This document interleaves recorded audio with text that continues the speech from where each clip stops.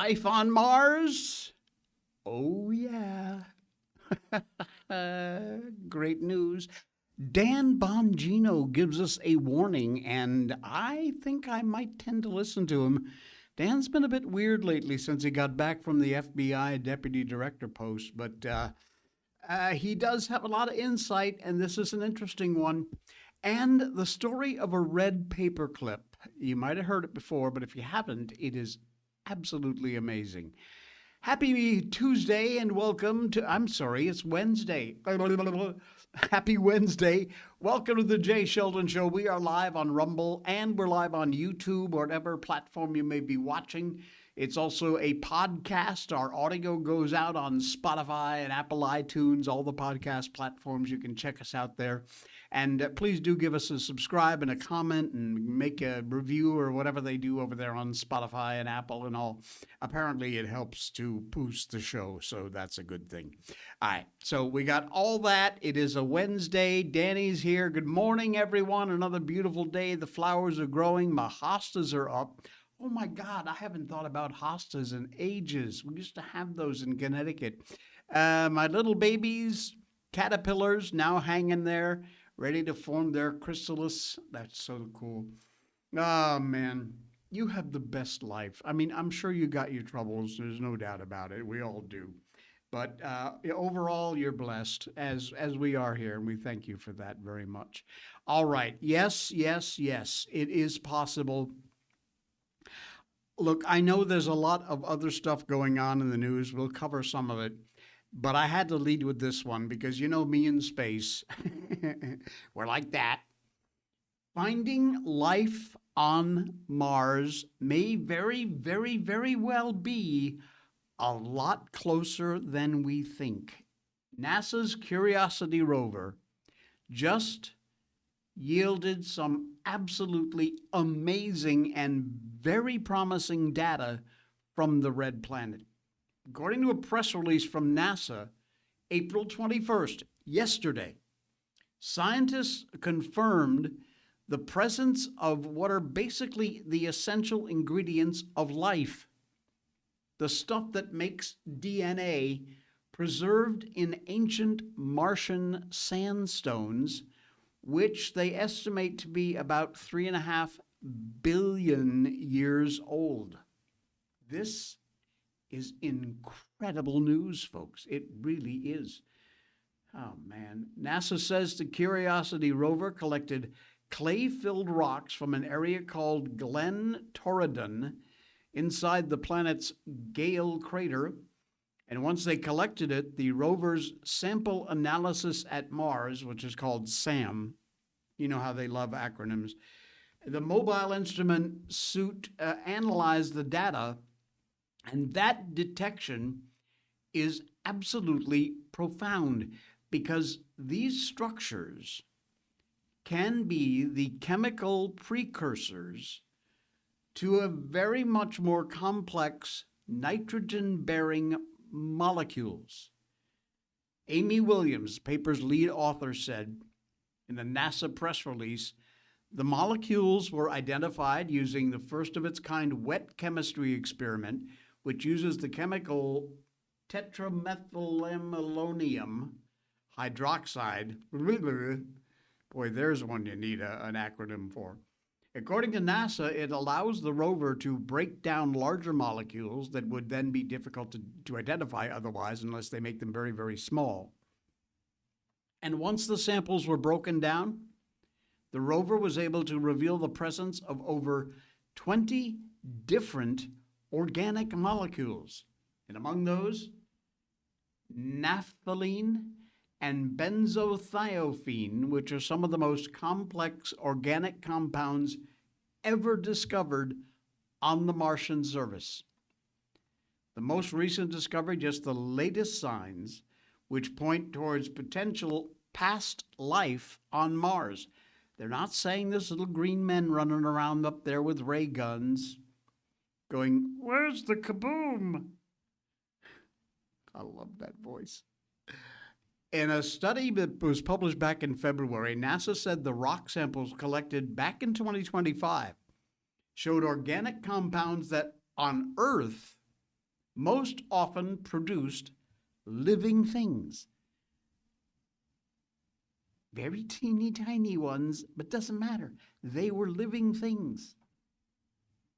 The organic compounds largest ever found on Mars were thought to be fragments of fatty acid preserved in ancient mudstone in the Gale crater, according to NASA. On Earth, those fatty acids are a key signifier of life, most often produced by living organisms. Wow. The rover began its journey on Mars in November of 2011. It's still cooking around out there. Landed in August 2012 at the Gale crater in the boundary between Mars cratered southern highlands and its smooth northern plain. And while exploring the crater, it's believed to have been formed about 3.7 billion years ago. Curiosity, the rover has collected 42 powderized rock samples. It has a drill at the end of its robotic arm. And that's where they got the samples. And that's where they found what are basically the building blocks of life. So, wow, fantastic, unbelievable news. I love it. I love it. You know, I didn't put this in because it's still an ongoing story, but there have been another 2 scientists that have wound up either committing suicide. Yeah, I have to be careful because I'm live on YouTube, and you know those nut jobs over there, they'll go crazy if I say that word, or child actual, that kind of stuff. It's words, we all are adults, we all know what they are. But for some reason, the YouTube algorithms just go, oh, you can't say that. Well, you know what? Screw you, YouTube. You want to knock me off? Go ahead and knock me off. Couldn't care less. I'm on Rumble, okay? Which is where they allow you to talk about basically whatever you want to talk about, as long as you don't break the law. All right, little rant there. Anyway, the bottom line is there is more unalived people. Yeah, you know, that's the thing, Danny. Unalived themselves, people on Facebook say. You know, we're not stupid, Facebook. We're not stupid, YouTube. We use a different word, and everybody knows exactly what it means. I watch a lot of podcasts. I watch Julian Dory, who's great, Danny Jones, Matt Cox, a whole bunch of these guys. And because they are mostly exclusively on YouTube, they have this whole laundry list of things they can't say. You know, they're talking about something like cocaine. Oh, you're not allowed to say that. So they say, oh, that white powder that's illegal.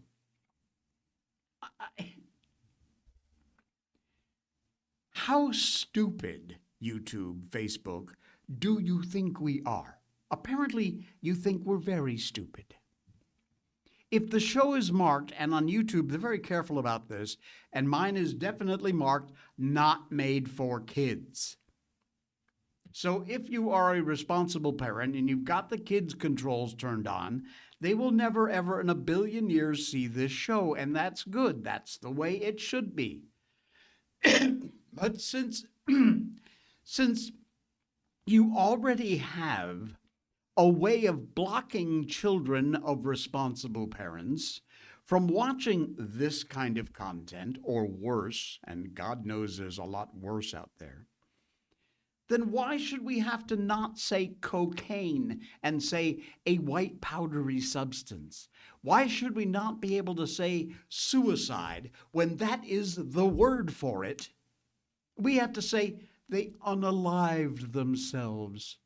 It even sounds idiotic. But it's the stupid world we live in. I don't give a crap. I will say what I will say. And like I said, YouTube, I'm not monetized over there anyway. I don't quite yet qualify for that. Be nice if I did, but you know, YouTube and the algorithms. Yeah, Danny says they don't even have a gun emoji anymore. It's a squirt gun now. The world is soft. It is soft and squishy, Danny. You're right. Learned all about it. Drugs in the fourth grade DARE program. There you go. The DARE program. The cops are in the schools teaching kids about things like drugs and why they're bad and why you shouldn't screw around with them. But you can't be on. You couldn't put a. Here's a great dilemma. You could not put a DARE program video on YouTube because most of the stuff they talk about, YouTube wouldn't allow. You'd have to check not made for kids when the freaking program is basically only made for kids. Yeah. You want to explain that one, YouTube? I bet you can't. Idiot. All right. Let's get on with it.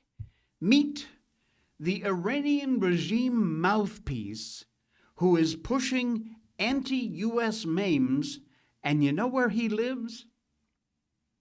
California. Yep. One of the regime's most influential propagandists has been very quietly operating from the safety of suburban Southern Cal, all the while reportedly collecting a very fat monthly paycheck from Tehran.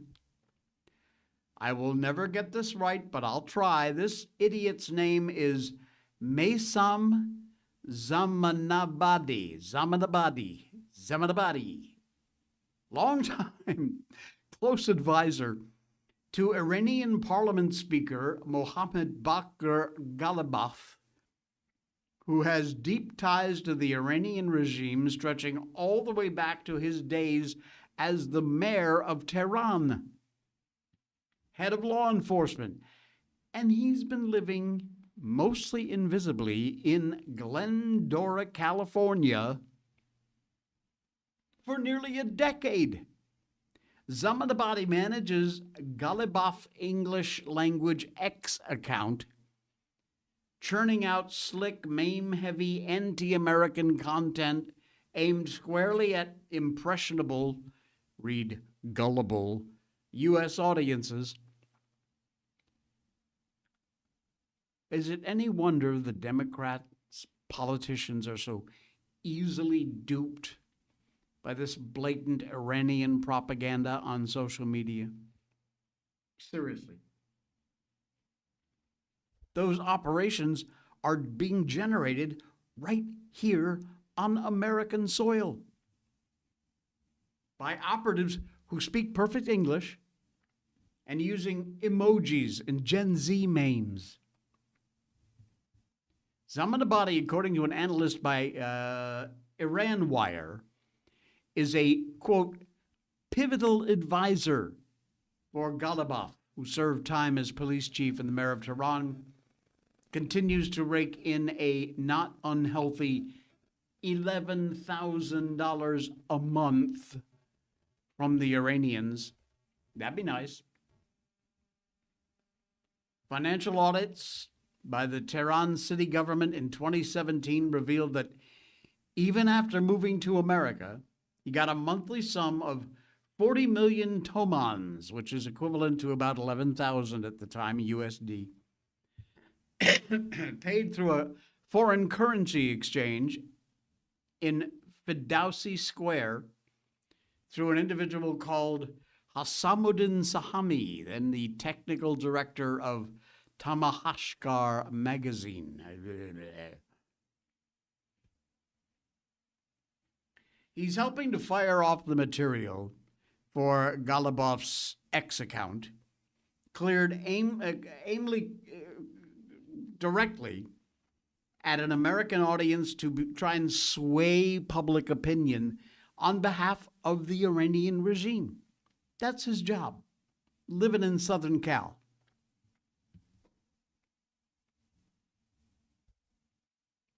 It gets even more absurd.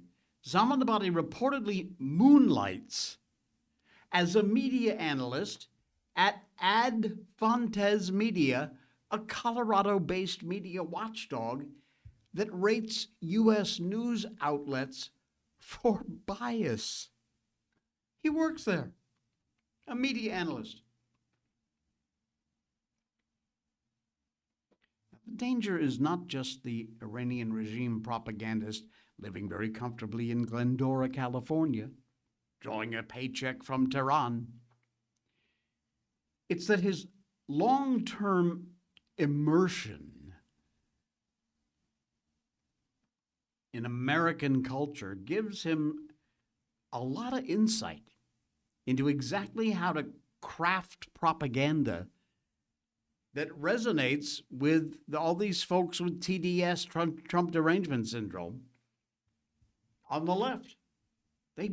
He crafts it and they just eat it all up. They buy right into it. Give me more. He knows exactly what buttons to push, and he pushes them regularly. Active agent of a foreign, hostile government, absolutely ought to be deported immediately, if not sooner. Or at a minimum, have his immigration status immediately reviewed. Washington, hello. Congresspeople, hello. If he holds a green card, revoke it. And get him out of the U.S. Unbelievable. But you know what will happen? F all nothing. That's what will happen. Yeah, exactly.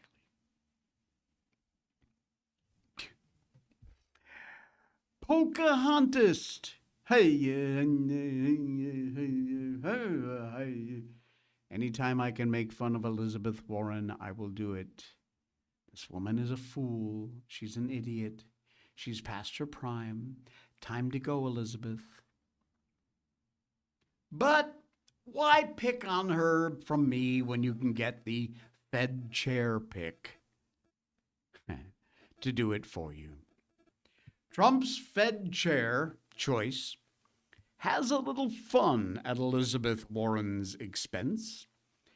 At his confirmation hearings,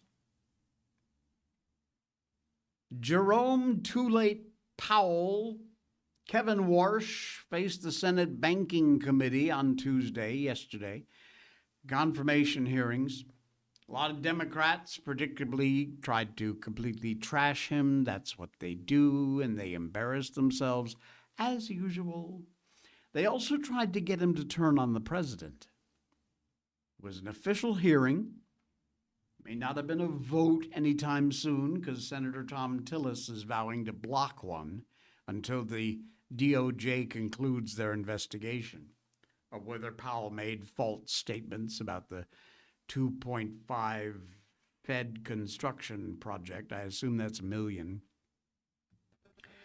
You would think a hearing about the reserve, interest rates, economics would be just dry and boring and you really wouldn't want to listen to it. But, oh no, Massachusetts Democrat Senator Pocahontas Elizabeth Warren brought some unintentional little comedy bits to the proceedings, breaking out in her cranky, hen-pecking attitude when it was her turn to ask questions. She kept badgering this guy and wanted to get him to disagree with Trump on something, basically anything. He did finally come up with an answer, but it wasn't exactly what she was hoping for. One aspect of President Trump's economic agenda with which you disagree. Well, Senator, the Federal Reserve in recent years has wandered outside of its remit, wandered into other areas. I'm asking for something That's not something I'm prepared with Donald to do. Trump on. If I'm confirmed, the Federal Reserve should stay in its lane. Just one little place where you disagree with Donald Trump. Well, I do have a disagreement, actually, Senator, with the president. I think even this morning, he said that he thought I was out of central casting. I think central casting, I'd look older, grayer, and maybe show up here with a cigar of sorts. Quite adorable. But you know, we need a Fed chair who is independent. That's the only way we preserve the independence I agree of the with Federal Reserve. If you can't answer these questions, you don't have the courage and you don't have the independence. What a guffoon. And he handled her very well. This dude is awesome. She sneers, quite adorable. Walsh has a very diverse background. Walsh, not an economist by training. Instead, he brings a background of law, finance, which has shaped a lot of his views on the Federal Reserve. I know it's boring stuff, but this guy's really seems like he's got it. He also made a lot of money, by the way, which clearly triggered a lot of senators, including Pocahontas, of course. Meanwhile, leave it to Louisiana GOP Senator John Kennedy to bring some homespun humor. I love this guy. Offset the Dems quite well, I think. Give a listen. And she, as my friend suggested, that I wrote it down. You will use your power. You might use your power to bail out your friends if they get in trouble, kind of like President Biden did with Silicon Valley Bank and Signature Bank. She didn't say the last part. I just did. Are you going to do that? No, Senator. Okay. I love Kennedy. Yeah, Danny, she's got that face you just want to hit. And then you have to remind yourself you're a good Christian, so you don't do that. But you're right. The desire is certainly there. Hello, Maryland. Praise the Lord. It would not be a Senate hearing with some Democrat hypocrisy, though, would it? Bruce Bernie Moreno, a senator Republican from Ohio, exposes how Senate Minority Leader Chuck Schumer just brings today's talking points, not principles. He was for Marsha's nomination before he was against it. Insane. You ready for this one? Take a listen. Mr. Chairman, I'm going to read something here for a second. Mr. Chairman, it's clear that Mr. Walsh is tremendously accomplished. He is committed to strong capital standards, effective supervision, and meaningful market discipline. He knows unequivocally that the Fed must be independent, non-ideological, and nonpartisan. And for this reason, I am proud to support his nomination. I wish I had said those words, but those are the words of Senator Chuck Schumer when he voted to confirm you, in fact, introduce you. So I would like to enter that into the record. As they say, there's nothing wrong with that, but it looks like Democrats used to love you at one point.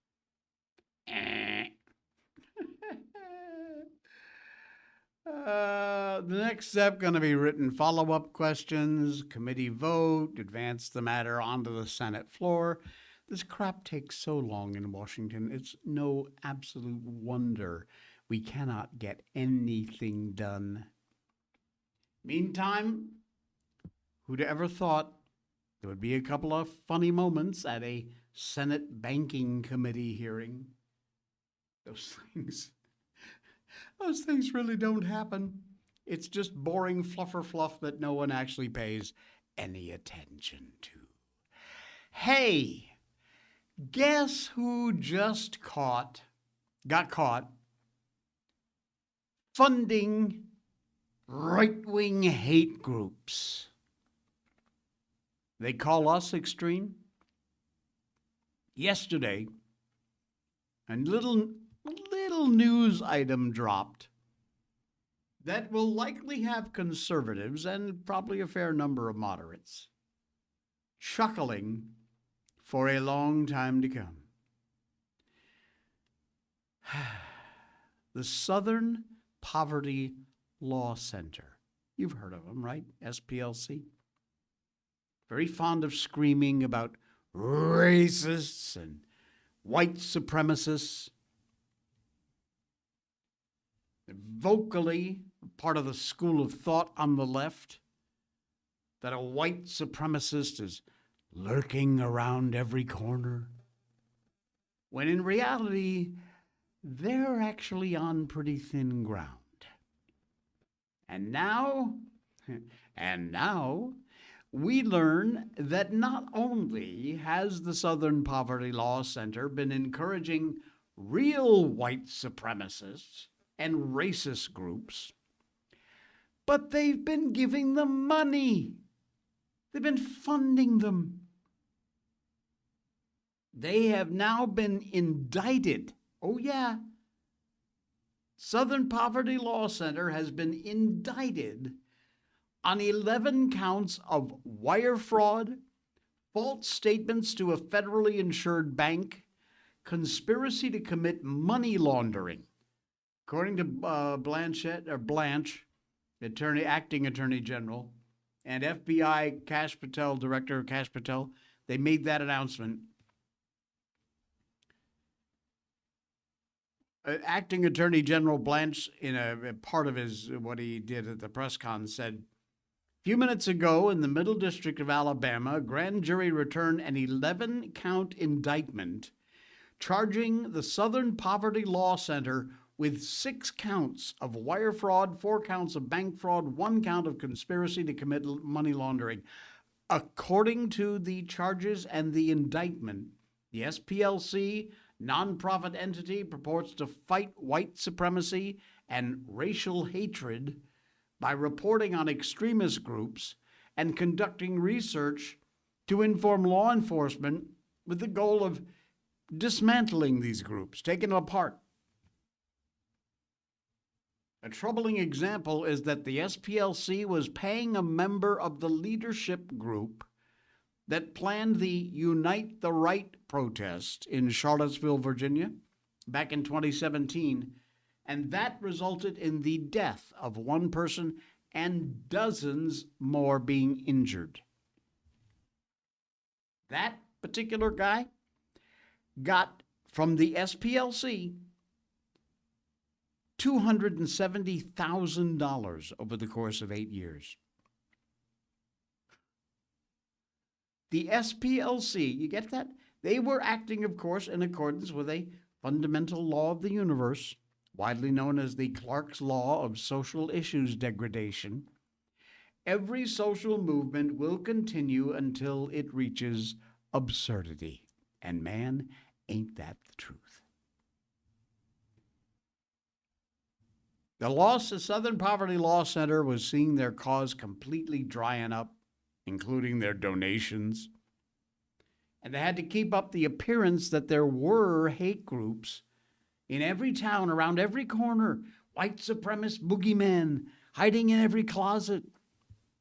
So basically, they paid a few racist shouters so they could find, not just to keep up their activities, but presumably inform the SPLC, who could then use them as fundraising tools.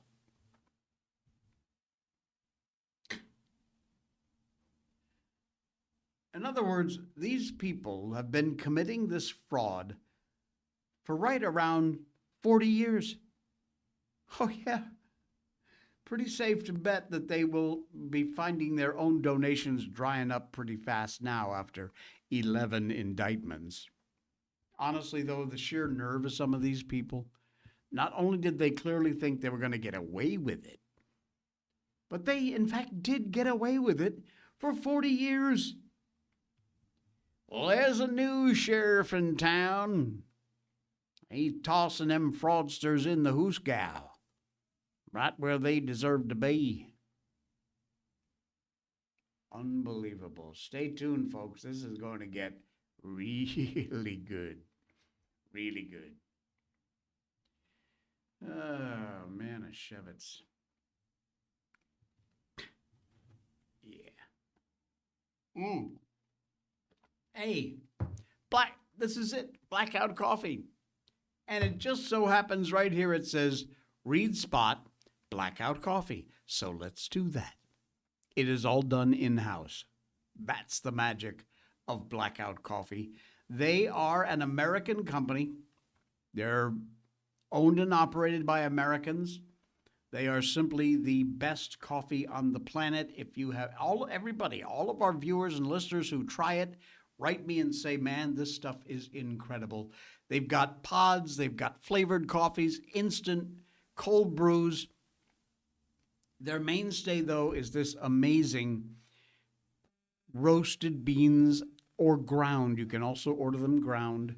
Yes, they got pods and all that. No matter how you make your coffee, they've got their amazing beans ready for you. Again, like I said, not just whole beans roasted, but you can also get them ground. Brilliant idea. You try their subscription service, which is amazing. You can save up to 20%, free shipping, swap flavor anytime, skip or cancel whenever you want. Check them out over at the link in our description down below. Check that out. Flavors are amazing, incredible. I have told you before, honestly, wasn't a fan of flavored coffee, but when I tried this, they sent me some sample stuff. Absolutely amazing. Insane. Butterscotch toffee, I think, is probably my favorite right there. That is good, good stuff. Pitch Black Espresso is my regular go-to. You use that link in our show notes, and if I've convinced you to head over there and try a bag, just a single bag, and give it a shot, use that code J20 at checkout. You get 20% off your first order, JAY20, J20. And I know there's a lot of coffee companies out there touting their wares, but trust thousands of people who have bought this and said it's the best ever. Blackout Coffee is the place to go. Check it out. Use the link in our description down below. All right. Oh, man. What else we got going on here? Oh, yeah, let's talk about Dan Bongino, huh? He comes up at 10 o'clock right after me here on Rumble. He has a rather ominous warning about the Kash Patel smear. You saw that, how he's a drunk and all that crap. He shows up drunk for work and everything. But his warning should scare the hell out of the left. Something is coming. That's the message that Dan Bongino delivered to his audience this week. If you've been paying attention, the pieces already falling into place. Atlantic dropped a huge smear campaign against Patel, painted him as an erratic, hard-drinking paranoid who allegedly panics and freaks out routinely. Patel's attorney sent a letter. They're suing them. What, $250 million? Yeah. Well, right on cue, the left-wing machinery starts moving. The moment the Atlantic piece went live, they gathered it and got into gear. Democrats started calling for investigations. Left-wing groups went all googly-eyed and crazy. They wanted in. Democracy Forward, progressive lawfare outlet, spends its days litigating against DEI rollbacks. They fired off a 16-page FOIA request from the Justice Department. They wanted Patel's calendars, schedules, text messages, communications with staff, and get this, any records related to a request for breaching equipment allegedly made by his security detail.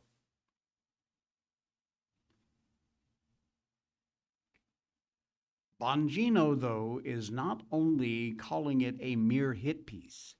He is saying there is something much bigger going on here. The reason, he says, will become clear very soon. Quote from Dan: "The hit on Kash Patel, the bullshit hit by the Atlantic, which I addressed yesterday, is going to make a lot more sense in the coming weeks and months. Can't give you a definitive timeline. I'm on the outside now. However, I can tell you that I know what's going on because I started a lot of it." Ow. And he didn't stop there. He says, "Look me in the eye. I'm telling you, I promise this thing is going to make a whole lot of sense. You're going to find out. And as soon as they say in the South, right quick, about why they need him out, like right now. Not going to do with that story even being remotely true," he says. Remember this? Bookmark it. Now, Make no mistake about it. He's not speculating. He knows. This guy is someone who knows something. And we absolutely should believe him. Dan's been a little wonky on a few things. I just got that sense watching him since he's been back. But he does, up here, he's got a lot going on. And he's limited to what he can say, of course. This is what the left does. They manufacture a narrative, find a publication to run it, and then they use that as the pretext for discovery-style records requests, all of which is aimed at getting rid of Kash Patel. That's basically the bottom line. That's all they want, is that's their end goal. Now, ask yourself, why do Democrats want to force him out so badly? It's such a bad thing with them. They can taste it. They want to get rid of this guy. The Atlantic published a lie. Democrats pounced on it immediately, of course. The entire response feels strangely coordinated, frankly. And now Bongino is telling you, point blank, the left is doing this for a reason. It's panic. And apparently very soon, we will all understand why. I can't wait. Danny in the chat says, he'd better be right. We've been hearing a lot of something coming and nothing ever happens. You're right there, Danny. Things need to start happening and fast because midterms are not looking good. Sadly, you are not incorrect. I know. Oh, my goodness.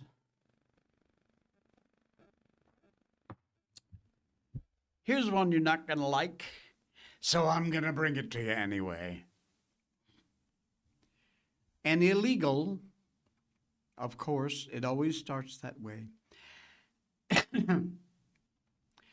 An illegal who groped high school girls got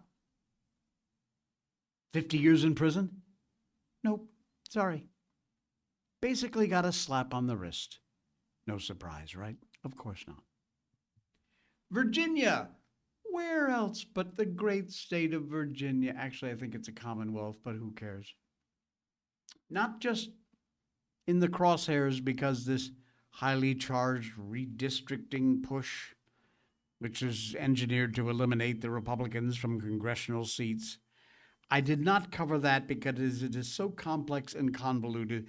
Just know the Democrats are doing everything they can to screw the right. Yesterday, a 19-year-old illegal alien, according to the Department of Homeland Security, sentenced for 9 counts, 9, count them, 1, 2, 3, 4, 5, 6, 7, 8, 9 counts of repeatedly targeting and groping much younger high school girls at Fairfax High School. Despite his illegal status, the amount of evidence against him, the judge gave him what could very well be considered a basic slap on the wrist. Israel Flores Ortiz, 18 years old, so full-grown adult, responsible for his actions,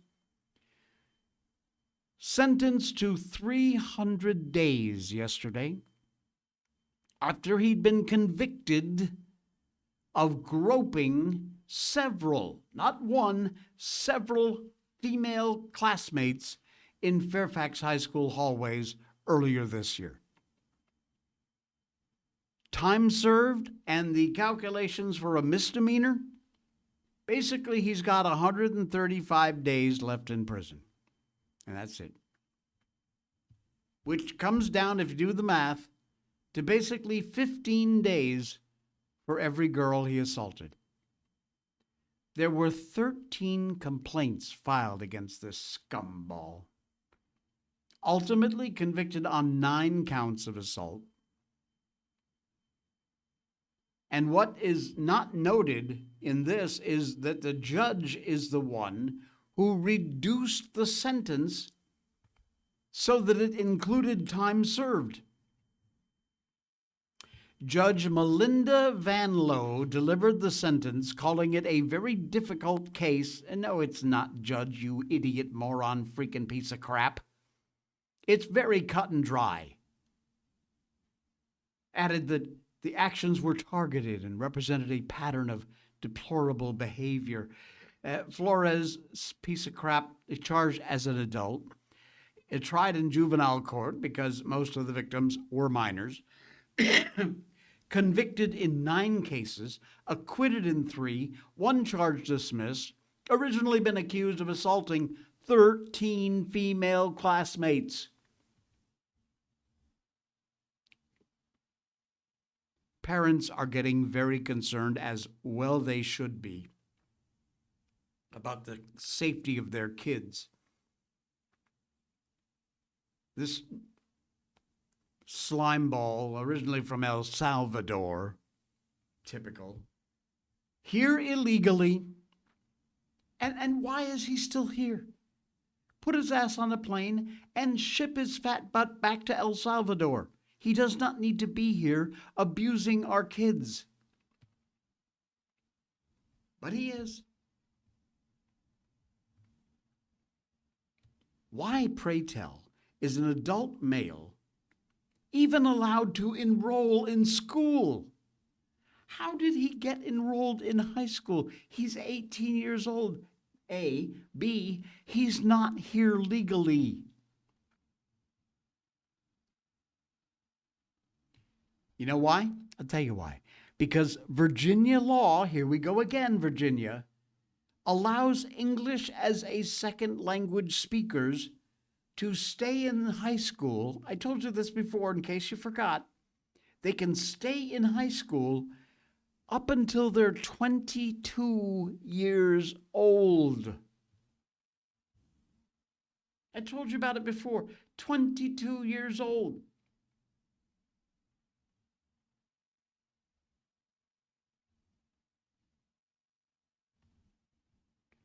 This is why it's happening. Because your state, Virginia, has laws that allow it to happen. You can blame your governor, your state legislators, these idiots who continue to allow this. And this has to stop. This has to stop. It's insane.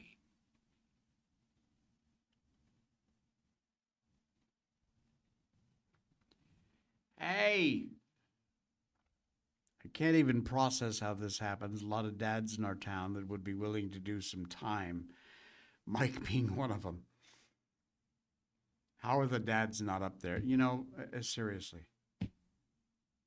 Is it that if you live in Virginia, you just, you know, you drink the water and your brain goes numb and you just don't care about your kids anymore? Is that it? It's the only thing I can think of to explain it. How are there not dads? And in some cases, moms too, of course, but certainly dads showing up at the school with pitchforks and torches. No, I'm not encouraging violence. It's, you know, I'm just speaking philosophically, but you know what I mean. We gotten soft and squishy, like you said before. We are way, way too soft and squishy, that's for damn sure. All right, Connecticut, here we go. You got this bug-ass senator who just can't seem to keep his mouth shut or keep his foot out of it. Chris Murphy apparently openly cheering on Iran on his X account. And then when he tries to explain it, he puts his foot squarely in his mouth and makes it even worse. A case with domestic policy There are going to be criticisms of foreign policy, of course. The person may have a fair point. But in the case of this absolute dirtbag moron, Chris Murphy, the Democrat from Connecticut, the issue of Operation Epic Fury, what we're getting daily on Trump derangement syndrome on steroids, topped with complete 180s from some of these folks, holding the Iran regime accountable for their nuclear ambitions. For example, there was former Vice President Kamala Harris proclaiming Trump is threatening to commit war crimes and wipe out a whole civilization, all because he started a disastrous war of his own making and had no plans and no strategy how to end it. That is her speaking. And then she added, we must all stand against him and oppose funding of this illegal war, of course. Left out, of course, were Harris's previous statements on Iran, which including telling Jewish voters back in October 2024 that all options are on the table. She actually said that, you'll recall, to prevent Iran from getting a nuclear weapon. She said if she were elected president, it would be her highest priority. Well, in walks Democratic moron Senator Chris Murphy from Connecticut. Another Democrat who's been against the strikes on Iran, started from the very beginning. So much so he actually was appearing to cheer on Iran in a Monday tweet on X in which he replied, awesome, to a dubiously sourced report of the Iranian fleet vessels allegedly bypassing the U.S. blockade. Scott Jennings writes, Year of our Lord 2026, Democratic U.S. Senator openly rooting for Iran to defeat the U.S. in battle. Every Democrat on the Hill ought to be hounded today by every reporter to answer for this lunatic. Ali Vaez said at least 26 Iranian shadow fleet vessels bypassed the U.S. blockade, to which Murphy replies, awesome. And that tweet is still up as of right now, or well, before the show. Now, that obviously prompted a hell of an outcry on X. Murphy's response, which was to claim he was being sarcastic, only made it worse. Listen to this knucklehead idiot. Okay, Twitter, I can't believe I need to clarify this, but obviously Trump's bungled mismanagement of this war is not awesome. As I've said a million times here, it's a disaster, and he should end the war immediately. My tweet was something called sarcasm. Will Chamberlain says, oh, so you're just spreading Iranian lies in order to undermine the American war effort? Oh, yeah, that's much better. Oh. By the way, the report Murphy cited in his awesome tweet, completely debunked. They did not bypass the American blockade. We're still waiting an update on the opinion on light of this news, but suffice it to say, it will no longer be viewed as some awesome thing, Chris. Because the news of that report, it got debunked. Not just good news for Trump, also good news for you and I in America. As far as TDS-afflicted Democrats go, yeah, we're not having any of that, okay? All right.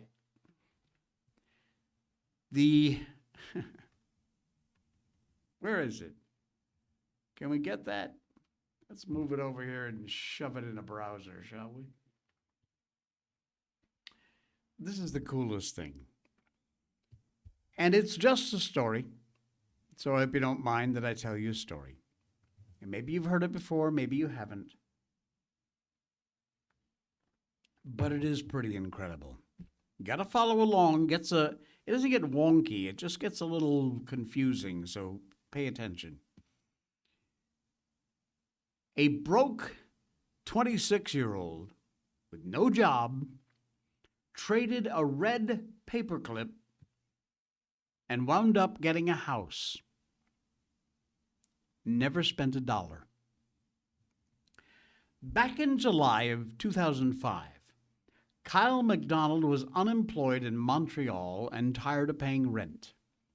He looked at a red paperclip on his desk and posted it on Craigslist, asking if anybody wanted to trade his red paperclip for something bigger.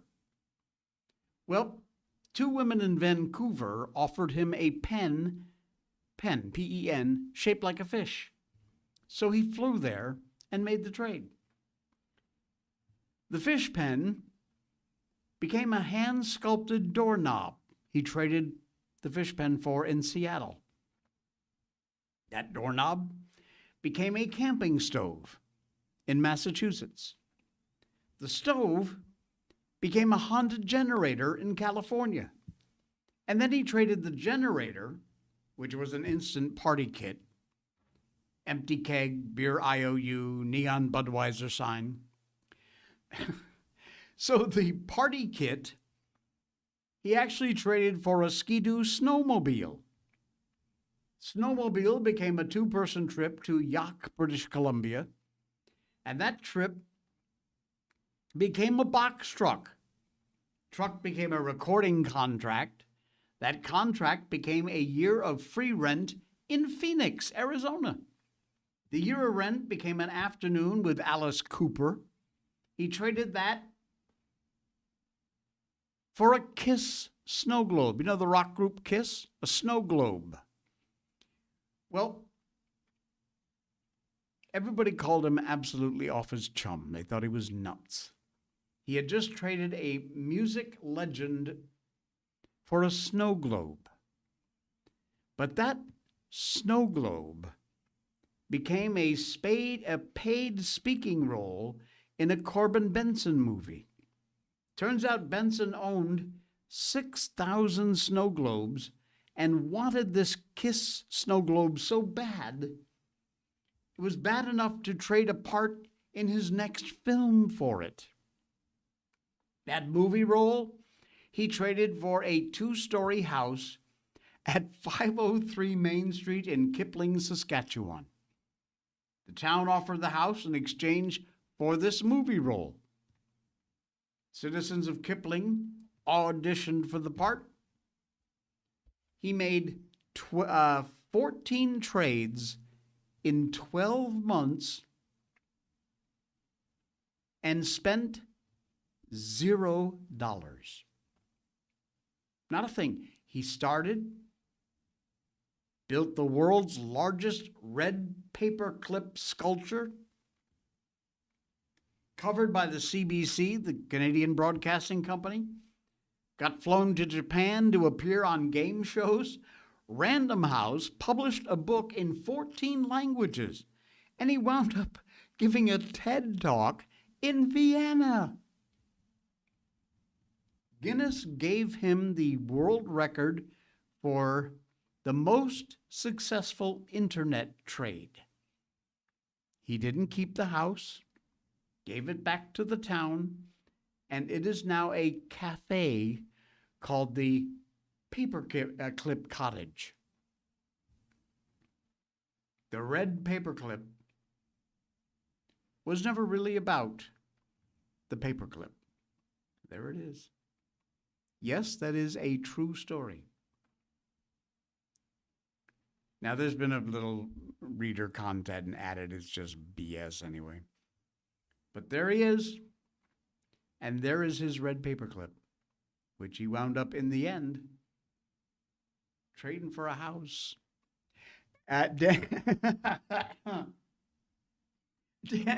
Danny says, "Is this for real? Otherwise, I'm digging in my junk drawer for nothing." Yes, Danny, it is a real story that actually happened. And then nice emoji there of a paperclip. I didn't know they had that. Cool. All right. Hey, we're done. Thank you so much. Please, If you want to donate to help the show, keep it free, keep it funded, there is a link right at the top of our description for our PayPal account. You can do that there. Many great people have done that, and fantastic. We love you. God bless all of you. And also, of course, Blackout Coffee, Patriot Mobile, NordVPN, Ground News. They're all down there. Check out those links. Go buy something. Help to support the show. All right. We will be back again tomorrow for the Thursday edition. Enjoy the rest of your Wednesday.